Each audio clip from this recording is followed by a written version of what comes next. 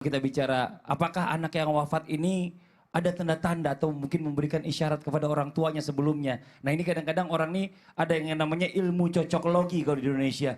Pantas kemarin terakhir ketemu itu dia begini.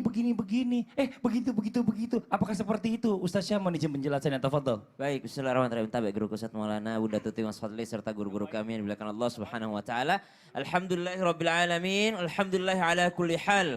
Wassalatu wassalamu ala asyrafil anbiya'i wal mursalin sayyidina Muhammadin wa ala alihi wa sahbihi ajma'in. Asbahna wa asbahal mulku lillahi rabbil alamin. Subhanak la ilma lana illa ma 'allamtana innaka antal alimul hakim. Rabbi shrah li sadri wa yassir li amri wahlul 'uqdatam min lisani yafqahu qawli waj'al li waziran min ahli. Amin amin amin ya rabbal alamin.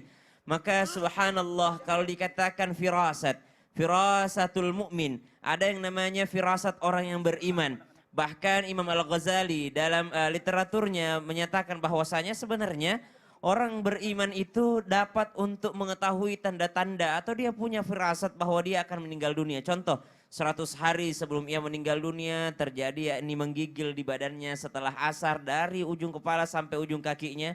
Kemudian 40 hari sebelum meninggal dunia, 7 hari sebelum meninggal dunia, 3 hari sebelum meninggal dunia. Itu dapat dirasakan, namun ternyata tugas kita cuma satu. Husnudzon kepada Allah Subhanahu wa taala.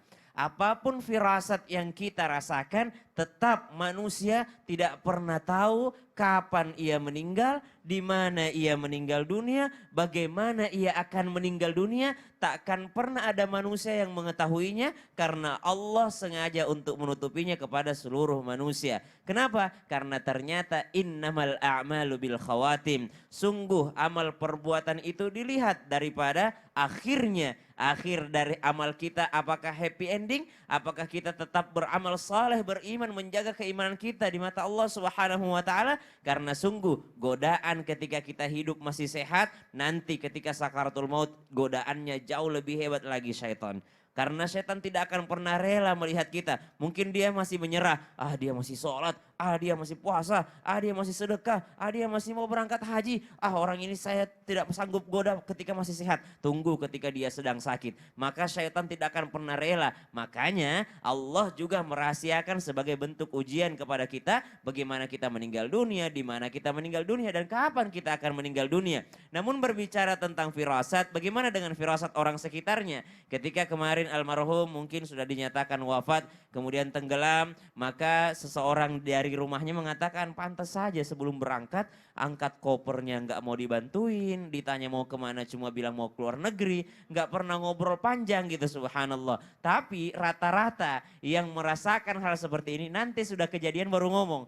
Nanti sudah kejadian baru sadar, ya Allah pantas saja sekarang dia ke masjid terus. Pantas aja akhir-akhir ini dia tidak pernah yakni melupakan tersenyum di hadapan orang lain. Mungkin dia sudah merasakan bahwa ajalnya sudah semakin dekat. Maka subhanallah orang yang syahid akhirat tergolong. Menurut Syekh Wahbah Zuhaili termasuk orang yang tenggelam adalah orang yang digolongkan syahid akhirat. Syahid akhirat tetap diurusi secara dunia seperti orang biasa, namun pahalanya di sisi Allah sebagai orang yang syahid akhirat. Sebagaimana Nabi mengatakan orang yang syahid bukan hanya yang mati di medan perang, tapi orang tenggelam juga, orang hamil juga, kemudian orang sakit perut juga, taun juga, maka mereka mendapatkan pahala syahid akhirat. Amin amin ya rabbal alamin. Terima kasih banyak Ustaz. Tapi saya tuh paling kesel sama orang yang sotoy gitu loh. Ini waktu kemarin saya sempat baca ini. Waktu masih baru awal-awal tenggelam, ya udah ikhlasin aja. Kamu tuh belum tahu bagaimana jadi orang tua rasanya. Jangan sembarangan main ikhlas-ikhlas aja. Pagi-pagi nih. Orang kan harus, kata Ustaz Maulana tadi bilang, harus ada ilmunya. Tanya dulu ahlinya, baru bisa komentar. Jangan asal komentar doang, nggak bisa begitu. Memang yang namanya ikhlas itu berat. Meskipun pahit itu, dengerin kenapa. Kenapa tadi dulu, kenapa jadi Ustaz belain orang itu kan? Ini kan sebenarnya kan. Saya tidak belain orang coba itu. Deh, ikhlas gak Ustaz kalau anak yang Ustaz sayang hilang? Jangan dibahas ke contoh ke saya dong. Iya kan saya mau tanya masalah keikhlasan. Sebenarnya ada caranya bagaimana supaya kita ikhlas. Insya Allah setelah ini saya akan bahas. Bagaimana caranya supaya bisa mengikhlaskan. Mau tahu walaupun berat setelah yang satu ini. Jamaah, jamaah. Alhamdulillah. Coba lihat siapa itu orangnya. Itu sotoy. Ya Allah resep banget sih orang.